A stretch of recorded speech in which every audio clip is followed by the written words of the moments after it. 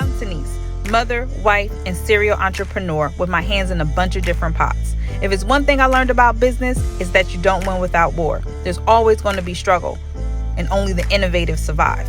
And two, you don't know what you don't know. So leveling up takes a wealth of knowledge. I'm going to show you how to manifest your dreams in multiple areas of your life by speaking to those who already have the blueprint and they're willing to drop those jewels. So join me as we go on this journey to manifesting our highest self and living the life we want.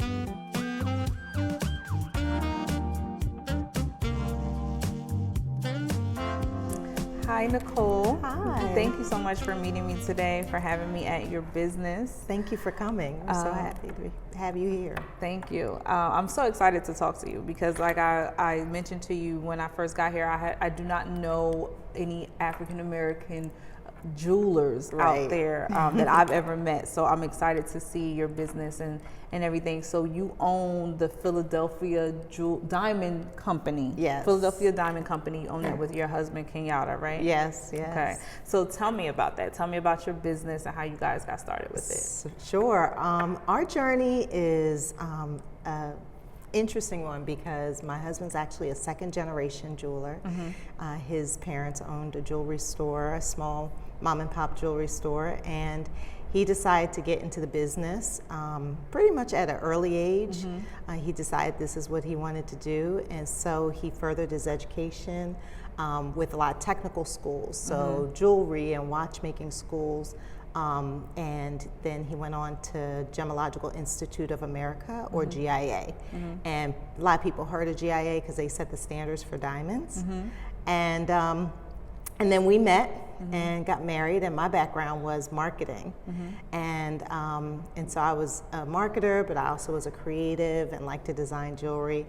So in 2002, he was working for big box jewelry stores that you would see in the mall. He was their jeweler, but he also did a lot of appraisals for these big box stores. And we said, you know what? Let's open up our own business. So in 2002, we opened up the Philadelphia Diamond Company in Old City, Philadelphia. And that's how the story began. Awesome, awesome. So now when you decide that you're going to become a jeweler, and you said that he went to a lot of different technical schools to kind of learn about diamonds and things, what is that like as far as getting your business open for something like that? Like what was the first step once you guys made that decision that this is what you wanted to do as a business? What was the first step in getting it started? The first step in getting it started was, like I said, he was pretty much an established jeweler with some of the big retailers, and to start our own, it was really a leap of faith, quite frankly, because as you mentioned, there aren't a lot of African American jewelers, and so, but he, had the credentials and the background, and I had the business and marketing background to make it work. So the first thing is we put together a business plan. Right, very important. And we spent most of our time like doing that. But then before, I always say before you leave your like day job that's paying, do a proof of concept. So we started selling jewelry even before we had a storefront. So people would come, and it was out of our house, quite frankly, and people were like, oh, can you make us this, or can you make us that? We know, you're a jeweler. And so we knew we had the clientele, and obviously he had the credentials and the talent. And so we just married the business plan with kind of what I'll call our proof of concept that, people would patronize us. And there was a move away from going to the big box stores anyway. Right. And we opened up in 2002, and we started off small, right? We didn't have a ton of inventory. We really focused on what our main core was, which was engagement rings, wedding bands, and custom designs. That's where we could really do well. And it just went from there. We self-funded. So even no loans, no borrowing money. No. So we kept investing back in the business, whatever we made, but we wanted to make sure that we bootstrapped it. And I think, quite frankly, a lot of our businesses, you bootstrap, right? Some of it is because we weren't knowledgeable about what was out there. Right. But then the other part was just to make sure that, you know, we had a business that could be sustainable and we didn't get, you know, kind of over our skis. And 1 year turned into 5 years, turned into 10. And in 2021, we'll celebrate our 20th anniversary. That's amazing. So tell me about the rings. So you said engagement rings, wedding bands, and custom jewelry, right? Yes. So I'm married, but when I got engaged, we dealt with a jeweler in Jersey that we've been getting like all of our jewelry from. So I know that like when you go to a store, the diamonds are already set, right? The jewelry or the rings are already there. You just kind of pick out what you want. So we have a different model. Okay. Where we really like 80% of what we do is custom. Okay. Even the wedding band. So if you look around our store, we have 7 jewelry cases or vitrines is what they're called. And that's really to help people, give them inspiration. But most of our clientele, they want something for them. Like it's their wedding ring and they don't want something that they can look at, that they can see in every other store. And so it starts with the diamond. It really does start with this singular stone. Yeah. What do you want? Do you want a round, or do you want something more of a fancy shape? Like a heart? Do you want a cushion? What size? We always ask, what are you comfortable in spending, right?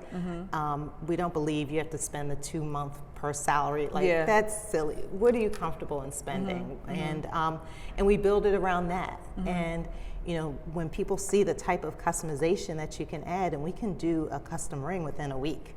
Which, oh, really? Yeah. It's a quick turnaround time. It's a pretty quick turnaround time because it's all handmade here. Here in Philadelphia. Okay. Our artisans that we have 14 artisans, from the diamond setters to the CAD designer, where we'll make up your ring in a computer aided design. And you can see it before it's actually cast. Then we cast it in plastic so you can see what it looks like and try it on. And then we go and cast it in the metal that you want: palladium, gold, platinum, silver even. And then have the stone set, and then that's the process. And people love being a part of that process. And it sounds interesting and different because you can't, I'm sure you can probably get custom jewelry from a lot of places, but because you guys specialize in that and that's like mainly what you do, the process has to be really exciting to like watch your own ring come into fruition. Like you built it from a concept and now it's it's being molded just for you. It is. And on our Instagram, we love to highlight some of the unique rings. Like, for example, a couple was getting engaged and the last name was W. And so as opposed to a regular head of to hold the diamond, it was shaped like a W. Oh, that's cool. You wouldn't necessarily notice it unless you look like, oh, that's a W. You can add in birthstones, or sometimes people inherit jewelry and they don't necessarily want their mom's ring, but you can take the stones and incorporate it into something different. We used to have an ad campaign that mass-produced jewelry is not always the cheapest way to go. You can get something custom. It's just, it takes a little bit more foresight. Right. If you are last minute, like I'm just trying to run in and grab something, Costco, Walmart, they have that for you. Run and grab it. Right. But if you are looking for something unique and want to put some time into it, this is the way to go. It also helps because we do a lot of virtual business outside of Philadelphia. So we talk about the stone. If you go on our website, you can take a look at a stone and get a video of it. And oh wow! Yeah, that's cool. So and we can send CAD back and forth. So we've been doing quite a bit of virtual work as well. That's really awesome. So you service people outside of Philadelphia, even with the custom. Even with the custom design. That's really cool. So tell me about the diamonds, because people have talked about diamonds like before. I don't know much about the diamond industry, but I've heard things like the clarity, you want the clarity to be right, and then where the diamond's coming from, things like that. So tell me about your process on getting diamonds. Absolutely. So we have a network that we deal with, exclusive network. We can trace source where the diamonds come from, whether it's Russian and Canadian, or Africa. No, not necessarily. We only deal with GIA. I mentioned that before. Gemological Institute of America, they grade diamonds. That's the world standard for grading diamonds. There's other grading houses, but you want to stick with GIA because that's like documentation that will follow your ring always if you want to upgrade or do something else. And so we use GIA certified stones. And conflict free. So a lot of the stones go through the Kimberley process. So that's for what I'll call natural or stones that were mined out of the ground very well, even during the pandemic, because people were home and they were looking and they wanted personalized. I feel like we've been a COVID friendly business the entire time. We're appointment only. Right. And you're the only one, and we focus on what you want. And we have 1,000 square foot showroom, so socially distanced, and we do a lot of things over the phone, like, oh, okay, did you get that CAD drawing? What do you think about that? What do you think? So sometimes the time that we'll see you is just when you come and pick up either the wax, see the wax, or the final product.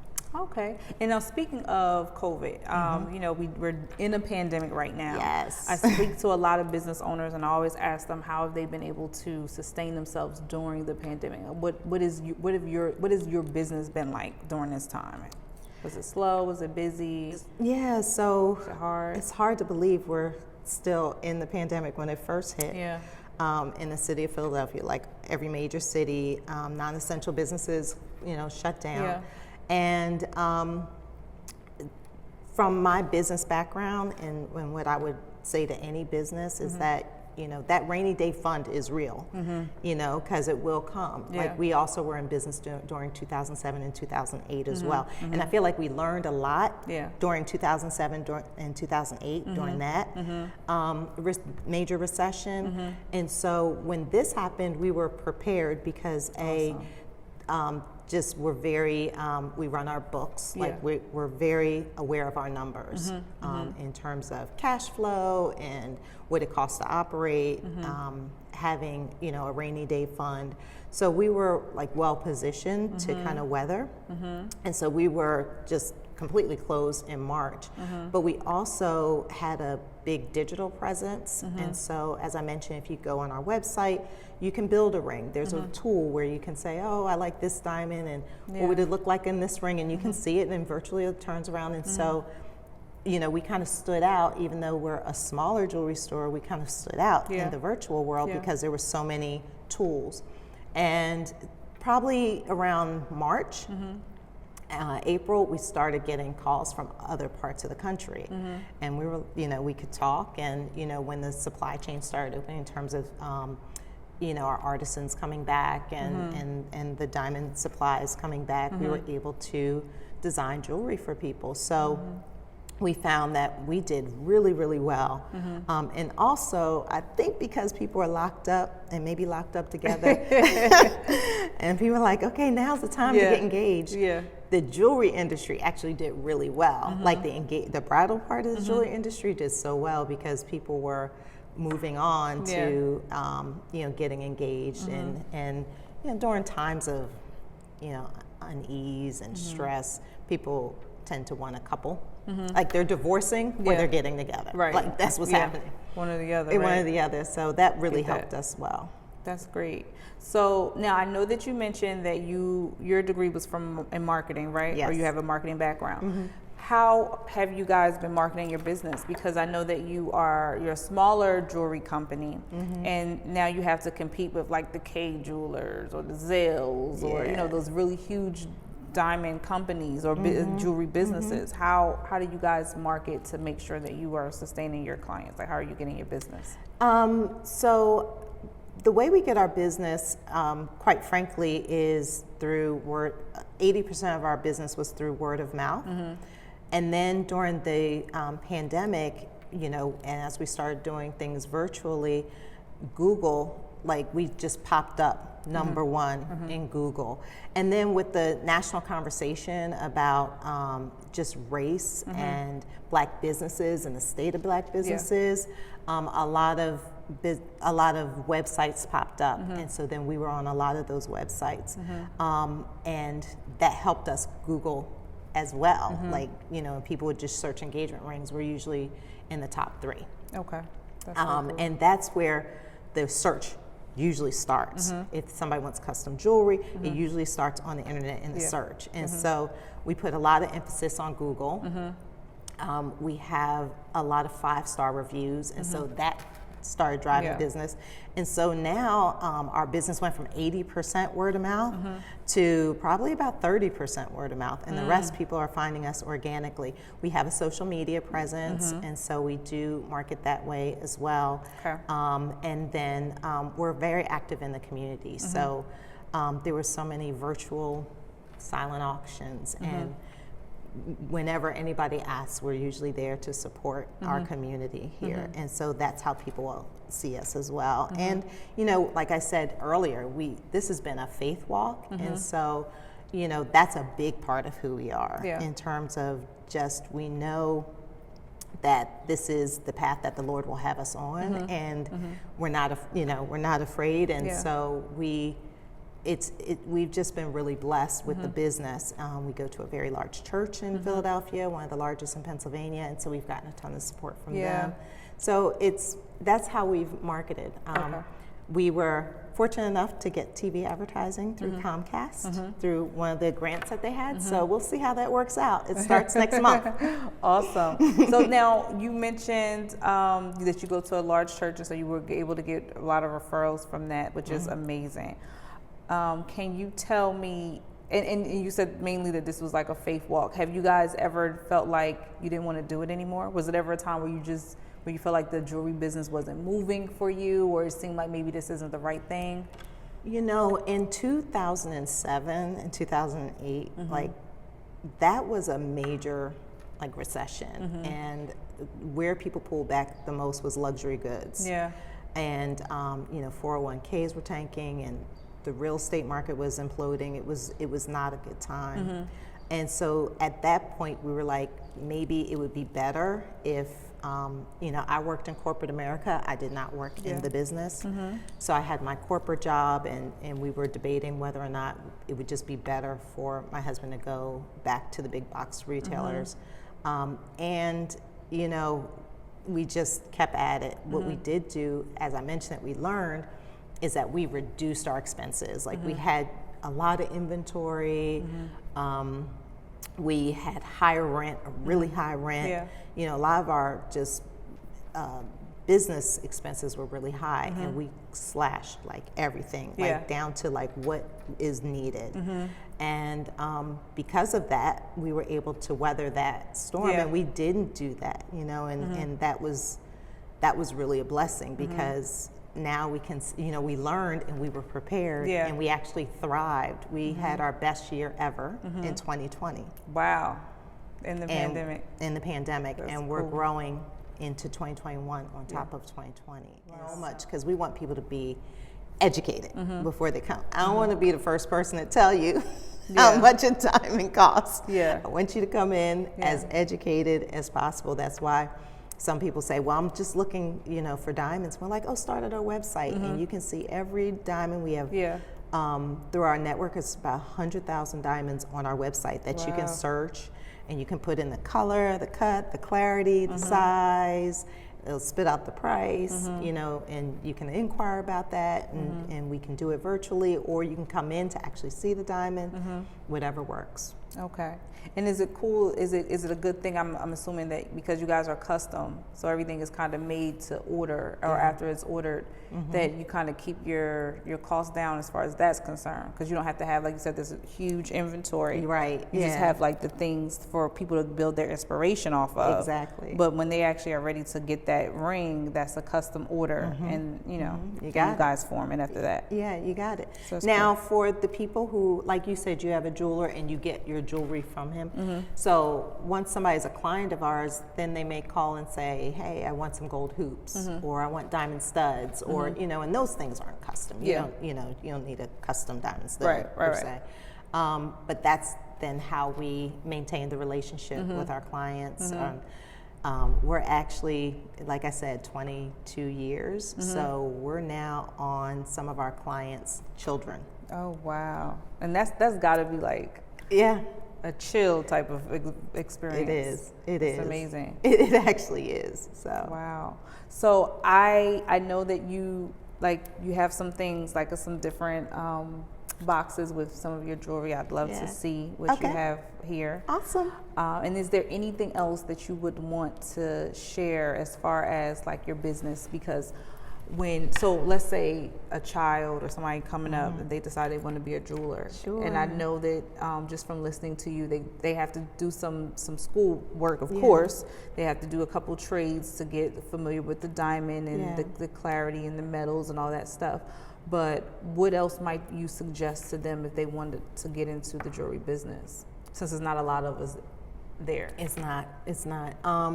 I would say, that's actually one of our passions, is to help diversify the jewelry industry to African Americans. We spend as a culture the most on jewelry. And so knowing that that's actually, there's a business behind it. So one, you can, from a trade standpoint, people think trade schools, they think of like electrician, plumber, more tech, but there's a lot of trade in the jewelry industry. So actually becoming a jeweler, learning how to put together, jewelry, in terms of if you're technical, everything starts with a CAD or computer aided design, everything. And so if you learn how to do CAD work, that's how everything is started with CAD. And so we really encourage people to look into that. And then there is GIA. And GIA is looking to diversify. My husband graduated from Gemological Institute of America in 1990. Wow. And he was one of the few African Americans that graduated from GIA at that time. And even, you fast forward 30 years and it's still not very diverse. So looking into, that's the highest level of credential that you can get in jewelry. Then if you're creative, jewelry designing is also another aspect to get involved in, and there's trade schools for that. So educating people on usually it's generational, and most people learn from their parents, but there's not that many African Americans in it, and so people don't even think of it as a career. We get that all the time, like, we didn't even know you existed. We didn't know there were black jewelers. So, here we are, and we're really trying to educate and help diversify the industry. So once you get the GIA, or you go through that route, and then also you do the trades, is it difficult to, I'm trying to think of the way I want to ask it. Okay, so for instance, my jeweler is, I think he might be Lebanese or something like that. And I've seen most jewelers are like that descent, right? I think they all, and I feel like they all kind of work together. Like, I go to the jewelry exchange, and my jeweler has his booth. But if he doesn't have something, he doesn't mind asking another booth for it. I guess because they all are in cahoots in some sort of way, working together. Is it difficult now for you to come in of African American descent to be able to get the same deals for the jewelry that you need, or the diamonds, or the same connections? Yeah, so it starts with relationships and connections. And so